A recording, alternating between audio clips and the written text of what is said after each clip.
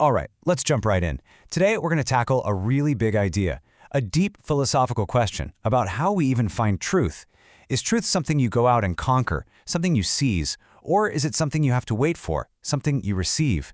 We're going to unpack two totally different ways of looking at this, the path of what you could call scientific aggression versus the path of spiritual surrender.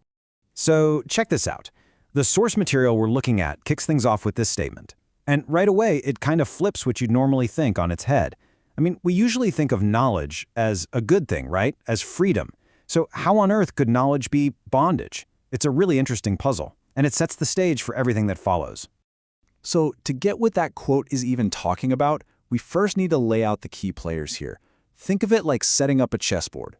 On one side, you have the physical world, and on the other, you have the force that wants to act on that world. And here they are. These are two really important concepts for this whole idea.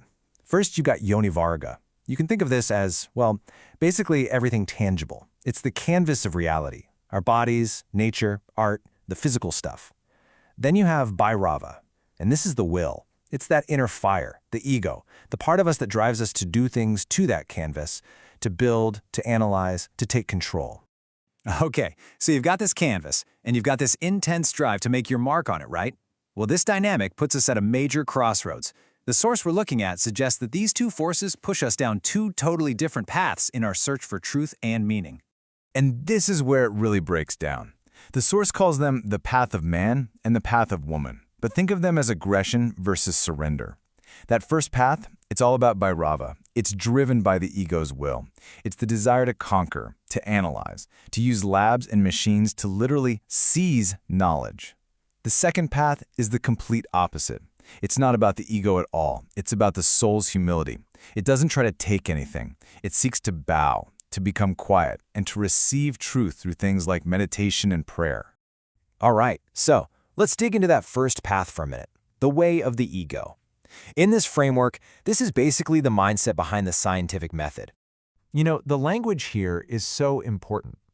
This path doesn't just look at the world, it seizes it. It's a really active, you could even say aggressive way of learning. To understand the flower, you have to pull it apart. To understand the machine, you take it to pieces. It's the ego saying, if I just apply enough force, enough analysis, enough control, I can master this thing and own its secrets. But here's the catch. According to this philosophy, what do you get from all that seizing and dissecting? You get knowledge, for sure. You get data. You get a whole bunch of fragments. But in the process of taking the thing apart to see how it works, have you lost the thing itself? Have you lost the big picture? The holistic meaning? The soul of it? And that leads us right into the second path, which is a total 180. If the first path is all about the ego's action, this one is all about the soul's ability to receive. It's the way of surrender, which is framed here as the path of religion. Now, this process looks incredibly simple, almost too simple. It starts with prayer. And in this sense, prayer just means quieting the ego, setting aside that need to be in control. And then it ends with waiting. But this isn't just sitting around bored. No, this is an active waiting. It's a patient state of being totally open. It's about creating a space for truth to show up instead of trying to hunt it down and capture it. And this quote right here, this is the key that unlocks the whole idea. See, the ego, with all its force and confidence, it might be able to smash down the wall, but all it finds are the broken pieces. Humility, just admitting that you don't know and that you can't force the answer, that's what gently opens the door to a deeper, more complete truth. It's all about letting go of control. So what we're left with is this really powerful choice, and it's not literally about choosing between being a scientist or being religious. It's a choice about our inner attitude, our posture towards the world when we're trying to understand something. This really gets to the heart of that second path, the path of surrender. It isn't about giving up, it's about letting go. The idea here is that the deepest, most important truths can't be conquered. They can't be seized. They can only be revealed to us. And that revelation, well, it needs a space of quiet humility. It needs us to listen and to wait.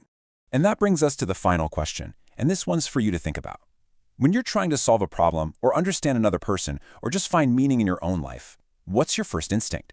Is it to grab it, take it apart, and try to control it? Or is it to get still, to listen, and to wait for understanding to come to you? Which path are you walking?